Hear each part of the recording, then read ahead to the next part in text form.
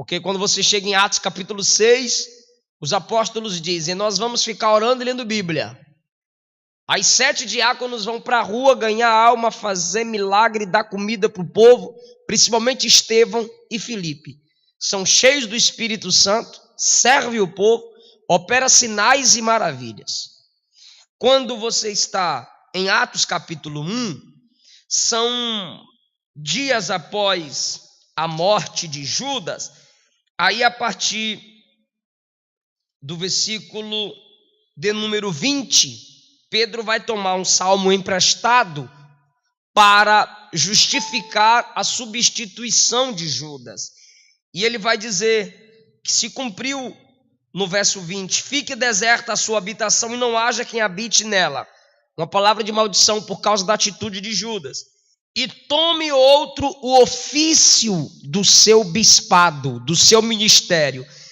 Aí Pedro vai agora operar a substituição. Convém, pois, que dentre os varões que nos acompanharam todo o tempo, fala comigo, varões que nos acompanharam, fala, gente, obrigado, Áquila, que nos acompanharam, não, vocês não querem falar, obrigado, minha filha, porque o povo está morto, vem comigo, varões que nos acompanharam, dá ênfase agora, todo o tempo, vai tocar. Vai tocar? Tá bonitinho. Todo o tempo. Olha o que é que Pedro está falando. Olha só.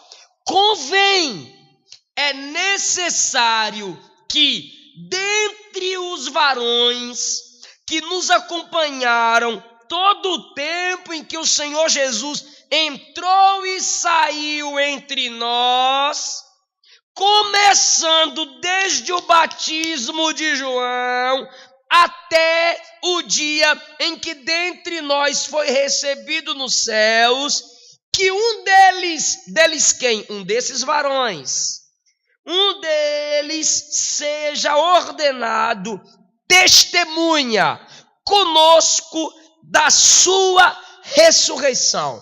O que é a testemunha com eles da ressurreição? Apóstolo. Olha o que Pedro está dizendo. Gente, nós precisamos de um substituto. Porém, para substituir Judas, primeiro, tem que ser um varão dentre nós, no meio de nós. Segundo, tem que ser um varão que nos acompanhou em todo o tempo que Jesus entrava e saía. Terceiro, ele teve que começar a conhecer o evangelho do reino desde o batismo de João até o dia que Cristo foi assunto aos céus. Pedro está dizendo, gente, para substituir o lugar de Judas entre nós, nos acompanhar em todo o tempo, desde o batismo de João, tem que conhecer o evangelho do reino e vir contemplar, tem que fazer parte do grupo que viu Jesus subir. Quem foi escolhido? Matias, versículo de número 23 e 25. Versículo 26. Então lançaram sorte depois da oração, e a sorte caiu sobre Matias, que foi agregado aos 11 apóstolos. Aí eu estava mexendo no celular aqui, mas eu estava preparando uma mensagem, estava conversando no WhatsApp não, fica na tua. O que é isso aqui? Ele é um apóstolo, sim ou não? Sim ou não? Agora, seja sincero, fora os pregadores que são obrigados a estudar, seja sincero, em nome de Jesus, pelo amor de Deus, por favor, por gentileza. Quem aqui já ouviu falar do apóstolo Matias? Uma pessoa. Ele é tão pouco citado. Ele é citado apenas uma vez. Mas ele faz parte de uma igreja avivada pelo Espírito Santo.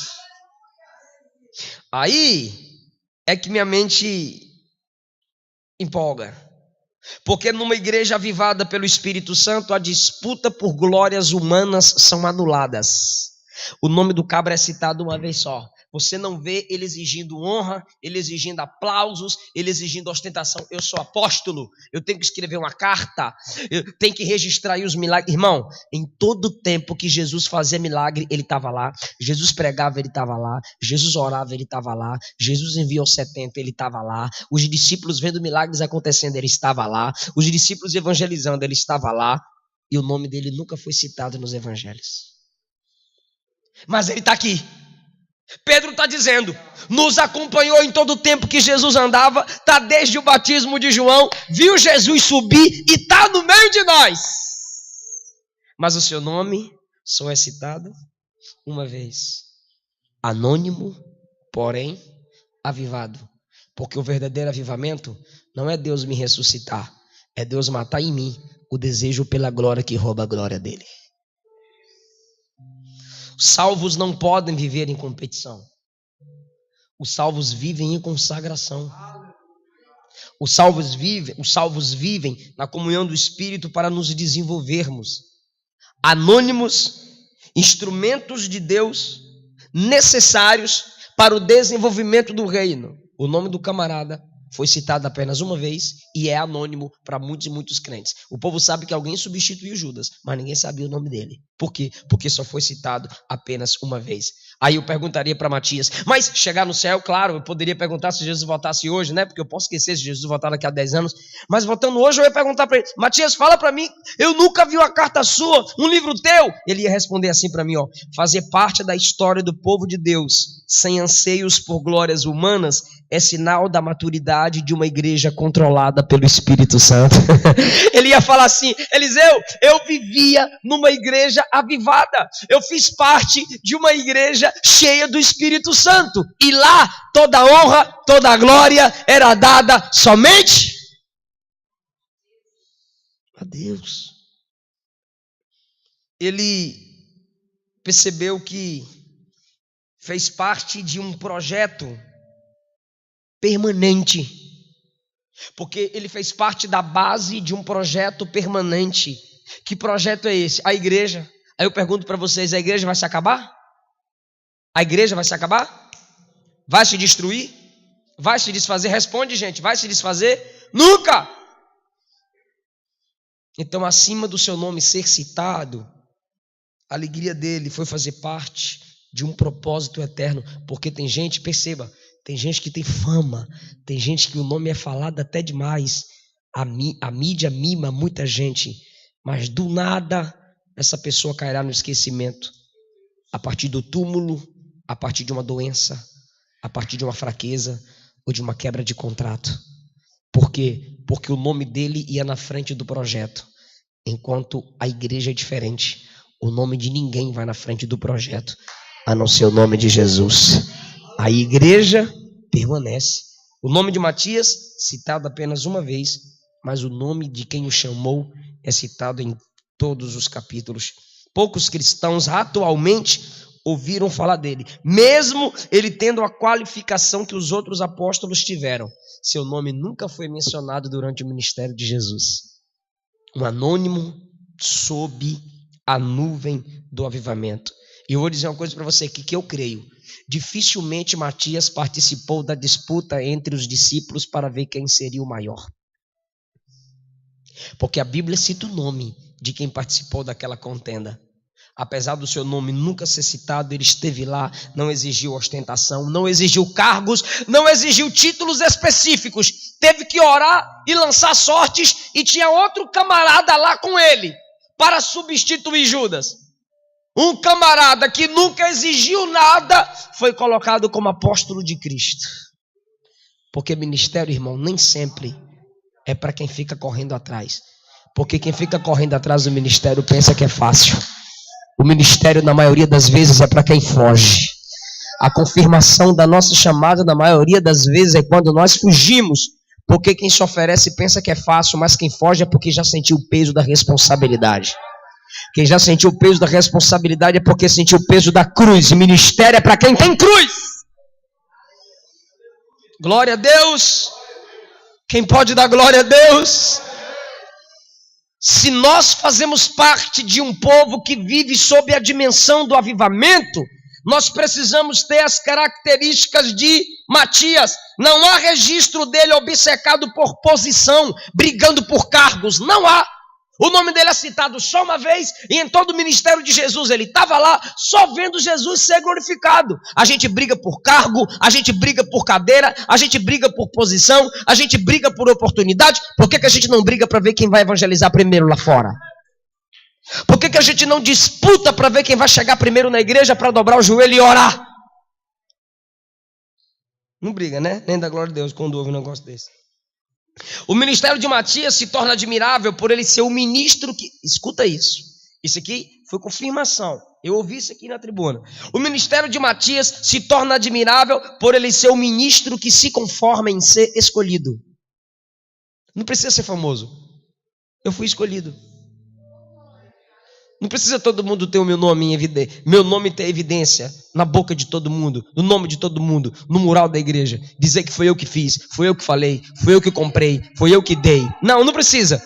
Eu sei que eu sou escolhido nele, para a glória dele.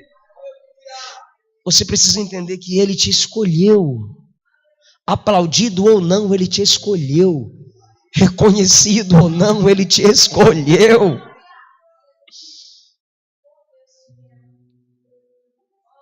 Se ele foi escolhido, fala comigo, se ele foi escolhido, é porque tinha credibilidade. Agora fala comigo, muita gente tem fama, mas não tem credibilidade.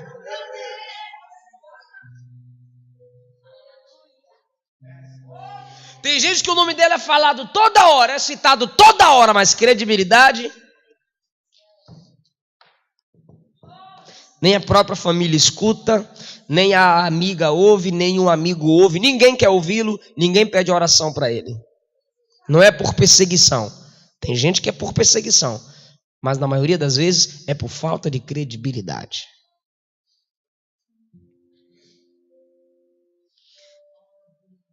Ele não teve o nome citado como os outros. Lembra disso? Sim ou não? Mas a igreja local sabia da pureza dele. A igreja local, ninguém levantou e disse Matias não. Apoiaram pelo seu bom comportamento. Apoiaram pela integridade do seu caráter, porque o caráter dele era livre de desejos de se sobrepor sobre os outros. Ele nem pediu para substituir Judas. Qualquer um pediria, me põe no lugar de Judas. Mas ele não pediu. Ele simplesmente foi escolhido. Agora essa aqui, olha que coisa linda. Matias não escreveu livro nem carta, mas seu nome está citado no primeiro capítulo de Atos do Espírito e no livro da vida. E para o seu nome estar escrito no livro da vida não é pelos seus atos, nem Atos dos Apóstolos. Foi pelo ato de Cristo realizado na cruz do Calvário. Assim também meu nome e o seu nome. Agora, Hebreus capítulo 6, versículo 10, olha o que diz esse versículo.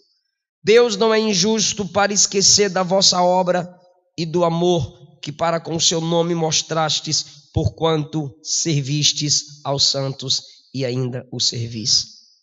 Deus não é ingrato para esquecer o que você fez por amor à obra dele. Ninguém viu, ninguém sabe, ninguém aplaudiu, mas você ofertou, você abençoou, você investiu, você falou bem, você defendeu. Hebreus capítulo 6, versículo 10, está escrito que Deus viu.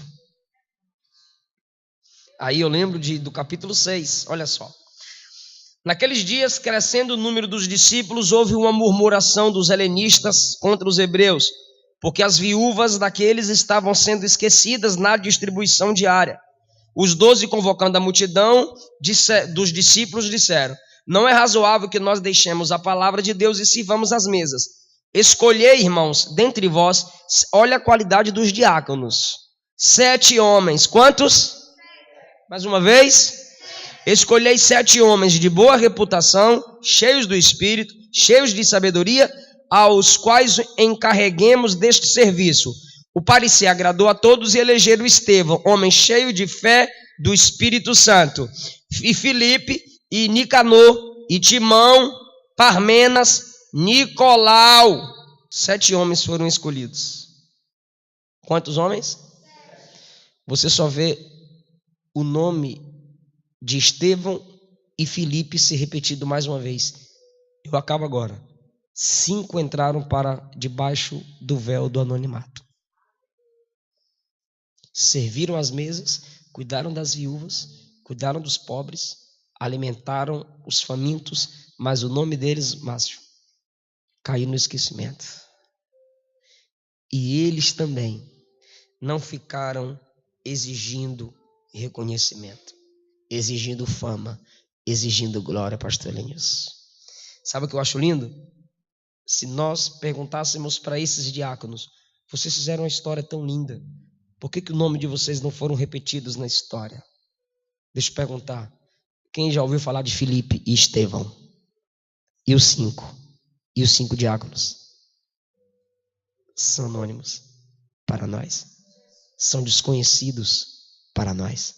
Aí a gente ia perguntar, por que o nome de vocês não bombou? Eles iam dizer assim, não precisávamos que vocês soubessem mais a respeito de nós, a não ser que fomos servos. Aleluia! Para nós bastou sermos reconhecidos como servos.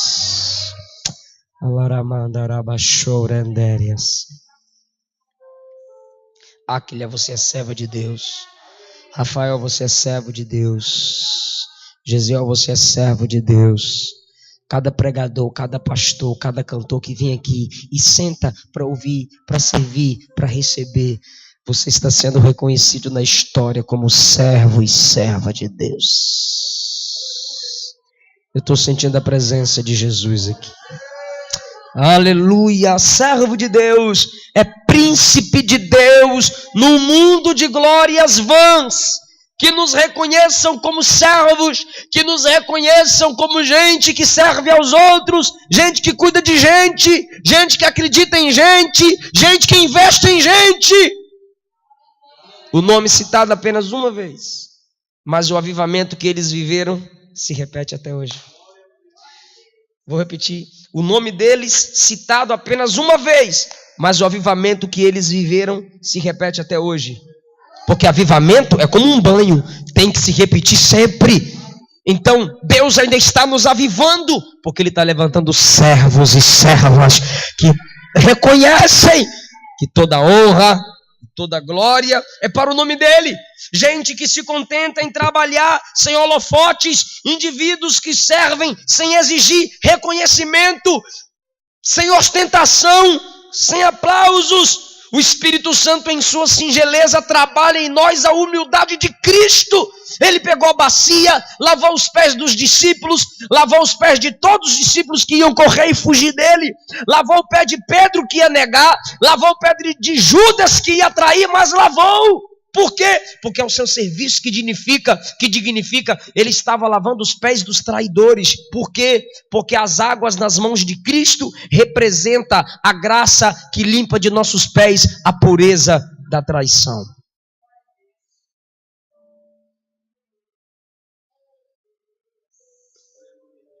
Eu disse pureza, é poeira. As águas na mão de Cristo representa a graça que limpa dos nossos pés a poeira da traição, a poeira da deslealdade, que todos aqueles pés estavam empoeirados e preparados para mais uma vez correr, porque tu lembra que não era sapato fechado igual o nosso, eram couros entrelaçados e entrava muita poeira nos pés, por isso que tinha que lavar. Então Jesus está dizendo, já estou antecipando aqui a lavagem, mas eu sei que esses mesmos pés que eu estou lavando vão fugir, vão me deixar sozinho no Getsemane.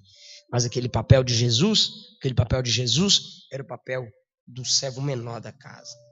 Em muitas igrejas locais existem anônimos que amam, intercedem, choram pela causa de Cristo.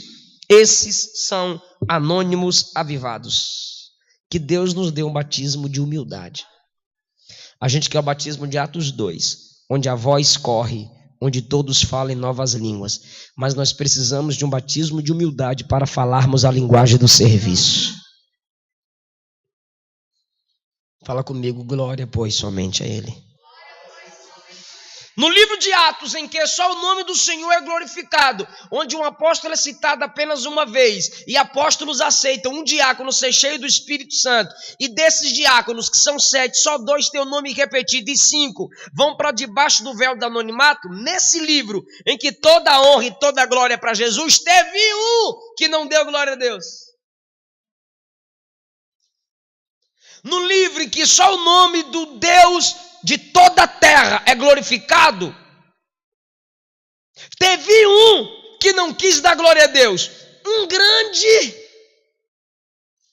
um rei, colocou suas vestes de festa, e devido o sol brilhar, o reflexo do sol através das vestes dele diante do povo, brilhando, ele fazendo um discurso poderoso e as vestes brilhavam, o povo gritava: isso não é voz de homem, isso é voz de Deus. O que ele tinha que fazer, gente? Não, a glória é só de Deus, gente. Isso aqui é voz de homem mesmo, gente. Isso aqui é a minha roupa que tem fios de prata que está brilhando, eu sou o rei, toda a glória é para Deus, gente. Não, ele quis glória para ele. Quando Cornélio se prostrou diante de Pedro, Pedro disse: fica em pé que eu sou homem igual tu. João se prostrou diante do anjo para adorar. O anjo disse: fica em pé, eu sou servo. Aí Herodes, quando o povo começou a dar glória para ele, no capítulo 12, ele continuou falando. O povo dizendo: glória isso é voz de Deus. E ele continuou falando. Ele empolgou pensando que a voz dele era a voz de Deus, se sentindo um Deus. Aí foi comido de bicho. Verme, fala assim, minúsculo, pequeno. Sabe o que é isso? O grande que não quis dar glória para o maior foi destruído por bichos minúsculos. Porque coisas minúsculas destruirá quem não maximiza toda a honra para Deus. Algumas pessoas às vezes ficam sem graça. Se prega uma mensagem boa, aí os amigos vêm reconhecendo: que mensagem, Deus te usou muito. Aí eu e a Luana dizem: glória a Deus.